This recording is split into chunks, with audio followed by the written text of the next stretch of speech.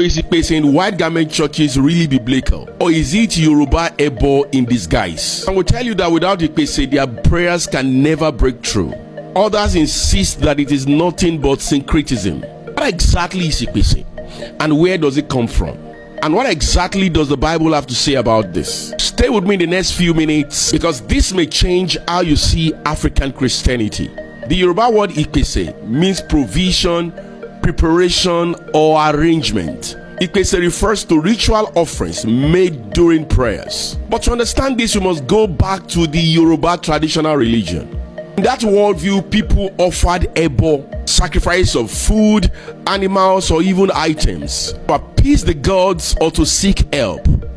So when the African indigenous churches arose in the early 1900s, prophets redirected their instinct no longer to Orisha but to the God of the Bible.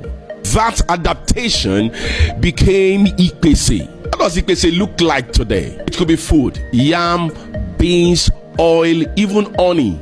It could be animals, a hen, a pigeon.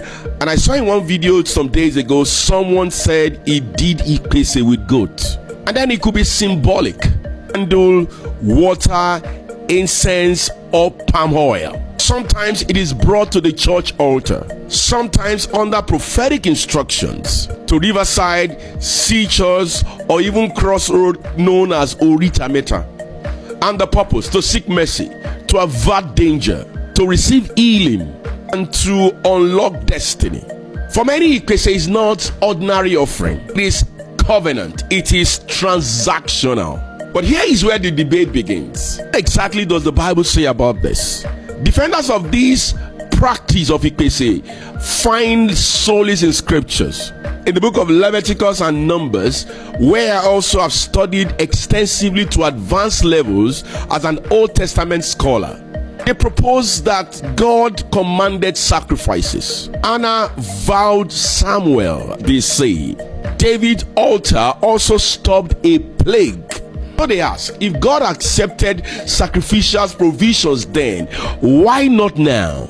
But critics answer, those were shadows pointing to Christ. If Christ is the perfect sacrifice, why yam? Why pigeons? Why oil at the riverside? And that is the tension.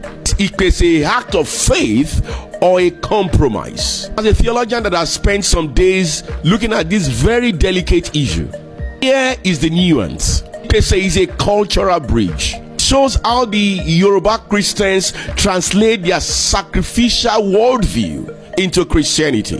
And the danger is when it becomes a bargain. If I give this, God must answer. Or reduce God to a market trader. Christianity is not transactional. It is covenant, I agree. But it is built on grace and not negotiations. Yet for many believers, prayer without physical action is incomplete. That is why Ipese have survived over 100 years. Is Ipese a Christianized Ebo? It's the way people try to touch God with what they can see. Is it necessary for salvation, breakthrough, deliverance, and even peace of mind? I'd like to hear from you. Please, when you do your comments, do it so respectfully. Let's reason together. Because Ipese is not just about food, sacrifice, or candles. It's about how culture and Christ collide in African Christianity. I'm John O'Neill. If you're not following me, I don't know why. Bless you.